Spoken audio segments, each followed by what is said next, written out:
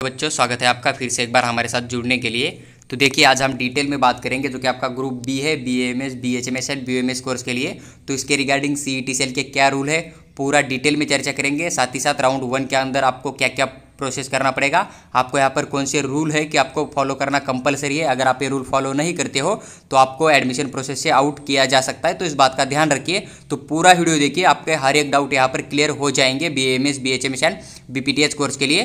तो पूरा डाउट आपका यहाँ पर क्लियर हो जाएगा। लेकिन उससे पहले अगर आप पहली बार आए और आपको महाराष्ट्र स्टेट साथ ही साथ ऑल इंडिया कोटा के थ्रू अगर आप किसी भी स्टेट के गवर्नमेंट कॉलेज में एडमिशन करना चाहते हो, पूरा प्रोसेस आपको विद डिटेल एक्सप्लेन करके चाहिए, तो चैनल को सब्सक्राइब करके हमारे साथ बने रहिए, ताकि आने वाला फ्यूचर का कोई भी अपडेट हो तो सबसे जल्दी आपको मिल जाना चाहिए।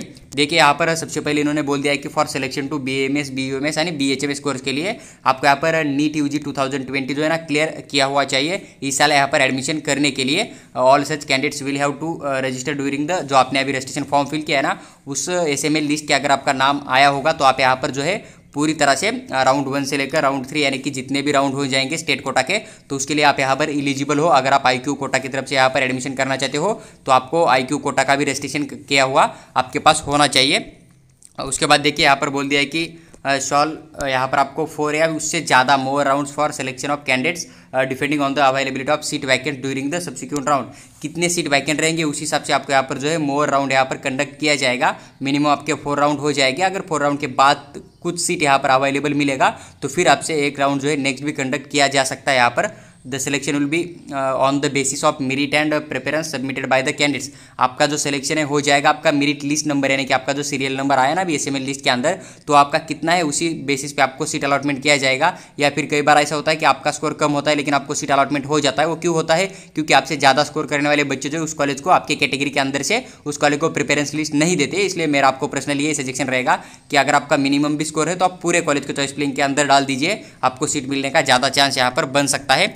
उसके बाद देखिए, candidates will fill fresh choice for round 1, round 2, round 3 and online stay vacancy round separately. देखिए, जितने भी राउंड कंडक्ट किया जाएगा, राउंड 1 हुआ, राउंड 2 हुआ, राउंड 3 यानी ऑनलाइन स्टे वैकेंसी राउंड तक, आपको हर राउंड के लिए अलग अलग चॉइस देना है। इस बात का ध्यान रखिए। आपको यहाँ पर उन्होंने बोल दिया है कि आपको सेपरेटली यहाँ पर चॉइस देना है। राउंड 1 का चॉइस सिर्फ राउंड 1 के लिए अवेलेबल होगा, राउंड 2 का राउंड 2 के लिए अवेलेबल होगा। अगर आप राउंड 1 में चॉइस देते हो, राउंड 2 में नहीं देते हो, तो आपको राउंड 2 में चाहे अपना स्कोर कितना भी अच्छा हो, आपको सीट अलॉटमेंट नहीं किया जाएगा। इस बात का ध्यान रखिए, यानी कि राउंड 1 का चॉइस जो है राउंड 1 के लिए कंसीडर किया जाएगा, राउंड 2 का चॉइस सिर्फ राउंड 2 के लिए ही कंसीडर किया जाएगा, राउंड 3 का राउंड 3 के लिए कंसीडर किया जाएगा। The choice field for each round will be valid only that round. देखिए, वही राउंड का चॉइस आपको उसी राउंड के लिए वैलिड हो जाएगा, उसके बाद आपका वो वैलिड नहीं होगा। Choice field for respective rounds will not be carry forward by any subsequent rounds. वो आपका आगे के राउंड के लिए फॉरवर्ड नहीं किया जाएगा। हर राउंड को आपको यहाँ पर एक न्यू चॉइस फिलिंग देना पड़ेगा, उन्होंने बोल दिया है। देखिए, उसके बाद इन्होंने बोल दिया कि आपका जो ऑनलाइन स्टे वैकेंसी राउंड होगा, यहाँ पर अगर आप कोई चॉइस देते हो तो वो जो चॉइस फिलिंग है आपकी वही कंटिन्यू किया जाएगा नेक्स्ट स्टे वैकेंसी राउंड के अंदर। मान लीजिए कि एक स्टे वैकेंसी राउंड है, वहाँ पर आपने 5 कॉलेज डाले, तो नेक्स्ट राउंड के अंदर भी आपके 5 कॉलेज अवेलेबल होंगे।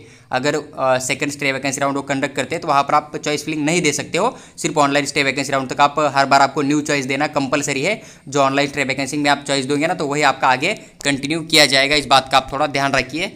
उसके बाद देखिए, इन्होंने नीचे बोल दिया है कि आपको देखिए जो सीट अलॉटमेंट हो जाएगा वही while filling the online preference candidates may kindly note that NEET UG 2023 merit list will be operated from NEET UG rank number onward in each round selection. कि आपका जो NEET UG के अंदर all India rank है या फिर आपका state के अंदर एसएमएल रैंक आएगा, तो उसी हिसाब से आपको यहाँ पर सीट अलॉटमेंट किया जाएगा। The online data of preference of all candidates will be centrally processed at the later date of selection of candidates BMS, BHMS यानी बीयूएमएस। देखिए, उसके बाद आपको मिल जाएगा जो कि आपका डाटा होगा जो आपको यहाँ पर सेलेक्टेड कैंडिडेट्स का। उसके बाद देखिए, the list of candidate selected for BMS, BUMS, BHMS course के आपको यहाँ पर www.mahacet.org जो वेबसाइट आपको नजर आएगा सीईटी सेल का, तो वहाँ पर आपको जो है सिलेक्शन लिस्ट मिल जाएगा, यानी कि हर एक अपडेट आपको वहीं पे मिल जाता है। आप वहाँ जाके चेकआउट करते हो और फिर चैनल को सब्सक्राइब करके बने रहिए, हम भी आपके साथ वो शेयर करने का पूरा कोशिश करेंगे।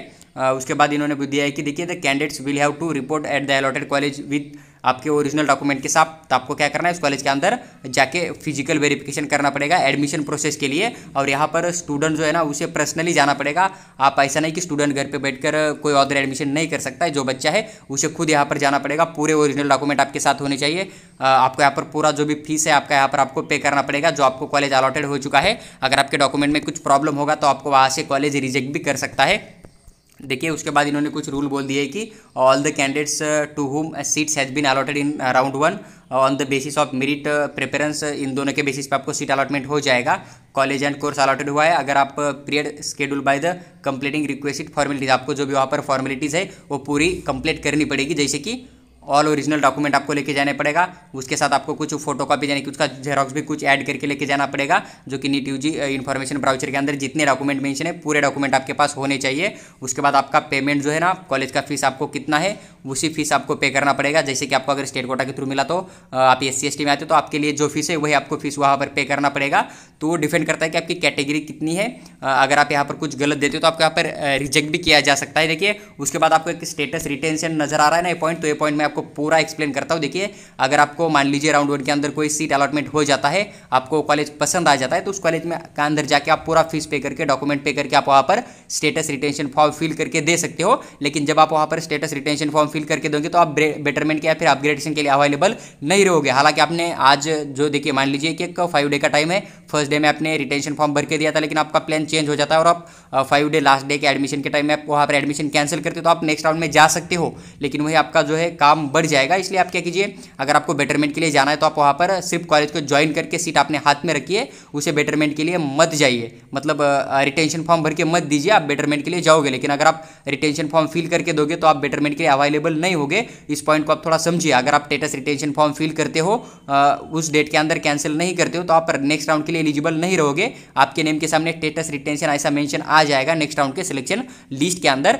तो अगर आप बेटरमेंट के लिए जाना चाहते हो, एक तो फ्री एग्जिट लीजिए, फ्री एग्जिट आप यहाँ पर राउंड 2 राउंड 3 तक फ्री एग्जिट ले सकते हो, उसके बाद नहीं ले सकते हो। लेकिन फ्री एग्जिट लेने के बाद क्या होता है कि आपका जो सीट मिला है ना राउंड 1 के अंदर, तो आपका सीट अवेलेबल आपके लिए सेकंड राउंड में नहीं होगा। इस बात का ध्यान रखिए। अगर आपसे ज़्यादा स्कोर वाला बच्चा उसी कॉलेज को फिर से डाल देगा तो उसे वो सेकंड राउंड में सीट अलॉटमेंट हो जाएगा, आपका सीट वो आपके हाथ में नहीं रहेगा। लेकिन कोई कॉलेज आपको मिल गया है, आप उस कॉलेज में जाके फीस एंड डॉक्यूमेंट सबमिट करके ज्वाइन करके बेटरमेंट के लिए अप्लाई करोगे तो आपको अगर नेक्स्ट राउंड में कोई ऊपर वाला कॉलेज नहीं मिलेगा तो वो कॉलेज आपको फिर से अलॉट किया जाएगा सेकंड राउंड के अंदर। तो आप इस बात का थोड़ा ध्यान रख सकते हो अगर आप वहाँ पर कॉलेज ज्वाइन करते हो तो।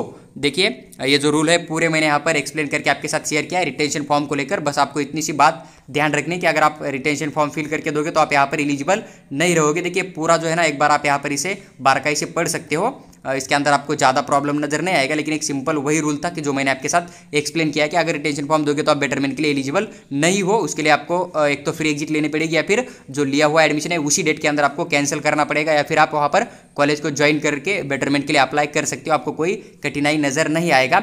देखिए अभी जो कैप राउंड 1 का प्रोसेस है इसके कुछ रूल होते हैं, जैसे कि देखिए if the candidates join round 1 seat wants to upgrade, आपको राउंड 1 के अंदर सीट मिला है, आप वहाँ पर ज्वाइन करना चाहते हो, अपग्रेड करना चाहते हो यानी कि बेटरमेंट के लिए जाना चाहते हो, तो आपको यहाँ पर not fill status retention form, आपको यहाँ पर स्टेटस रिटेंशन फॉर्म नहीं फिल करना है। इस बात का ध्यान रखिए। अगर आप वहाँ पर ज्वाइन करके स्टेटस रिटेंशन फॉर्म नहीं फिल करते हो तो आप बेटरमेंट के लिए नेक्स्ट राउंड में एलिजिबल हो। साथ ही साथ आपको जो है यहाँ पर फ्री एग्जिट लेने के बाद भी आप सेकंड राउंड में पार्टिसिपेट कर सकते हो, कोई कठिनाई आपको नजर नहीं आएगा। आपको क्या करना है, सिर्फ fill fresh choice for round 2 जो या फिर राउंड 3 होगा ना उसके अंदर आपको फिर से चॉइस देनी है। इस बात का आप ध्यान रखिए कि हर राउंड के लिए आपको अलग अलग चॉइस डालना कंपलसरी है। अगर आप गलती से नहीं डालोगे तो उस राउंड में आपका कितना भी अच्छा स्कोर आपको सीट अलॉटमेंट नहीं किया जाएगा। इस बात को आप थोड़ा समझ लीजिए।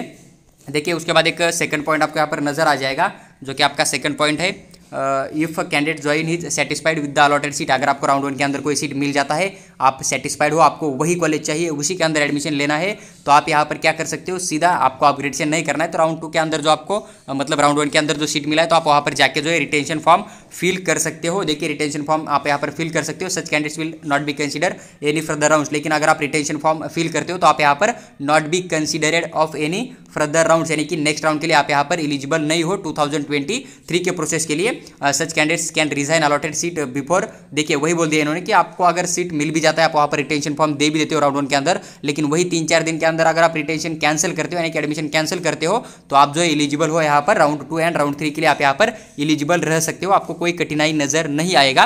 रिटेंशन फॉर्म देते हो उसी टाइम के अंदर अगर कैंसिल भी करते हो तो आप यहाँ पर नेक्स्ट राउंड के लिए जा सकते हो, कोई आपको कठिनाई नजर नहीं आएगा। ये रूल जो है CET सेल ने यहाँ पर खुद मेंशन किया हुआ आपको नजर आ जाएगा। देखिए वही बात इन्होंने फिर से मेंशन किया है कि if candidates selected in round 1 counselling and does not report at the allotted institute will be consider as a free exit.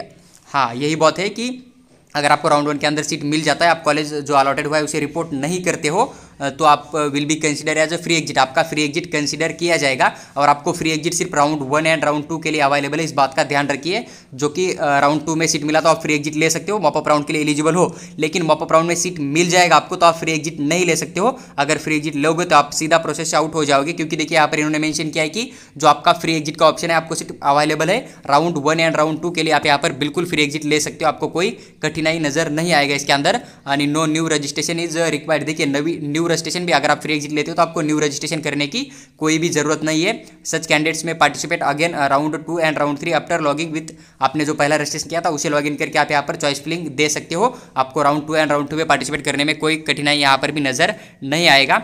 देखिए उसके बाद selection of round 1 stand cancelled, the seat allotted such candidates who does not join will be presumed to the vacant seats of the last date of joining from the next date after the date of seat as the last date of joining college term such allotment such vacant seats be allotted in round 2 of the admission process। वही बोल दिया है कि देखिए अगर आप college allot हो जाता है आपको, लेकिन आप फ्री एग्जिट लेते हो, मान लीजिए कॉलेज XYZ वहाँ पर आपको सीट अलॉटमेंट हुआ है, आपने फ्री एग्जिट ले लिया, लेकिन आपकी कैटेगरी में वहाँ पर एक ही सीट अवेलेबल है, सेकंड राउंड में आप उस कॉलेज को चॉइस दे दोगे, लेकिन आपको उसके ऊपर के कोई कॉलेज नहीं मिलेगा। अगर आपसे ज़्यादा स्कोर वाला बच्चा उसी कॉलेज को चॉइस दोगा फिर सेकंड राउंड में, तो वो भी सीट उस बच्चे को मिल जाएगा, तो आपको सीट मिलने के चांस सेकंड राउंड में कम भी हो सकते हैं। इसलिए अगर आप एक सेफ्टी के थ्रू जाना चाहते हो, यानी कि एक रिस्क ना लेना चाहते हो, तो आपको जो राउंड 1 में सीट मिला है उसे आप ज्वाइन कीजिए कॉलेज के अंदर जाके, और फिर जो है सेकंड राउंड में बेटरमेंट के लिए अप्लाई कीजिए कॉलेज को ज्वाइन करके, वहाँ पर फीस एंड आपके डॉक्यूमेंट है वो सबमिट करके। ये पॉइंट उन्होंने मेंशन किया कि अगर राउंड 1 में आप फ्री एग्जिट लेते हो तो आपका सीट आपके लिए अवेलेबल नहीं होगा, वो सीट जो है अदर बच्चा उसे चॉइस देगा, तो उसका स्कोर आपसे ज्यादा होगा तो वो सीट उसे अलॉटमेंट किया जाएगा। तो देखिए पूरा जो भी BAMS BHMS and BOMS course के लिए, साथ ही साथ BPTH के लिए भी ये रूल लागू हो जाएगा। तो पूरा प्रोसेस मैंने आपके साथ विद डिटेल एक्सप्लेन किया है। अगर आपको वीडियो अच्छी लगती है तो लाइक कीजिए और चैनल को सब्सक्राइब करके हमारे साथ बने रहिए, ताकि आने वाला फ्यूचर का कोई भी अपडेट हो तो सबसे जल्दी आपको मिल जाना चाहिए।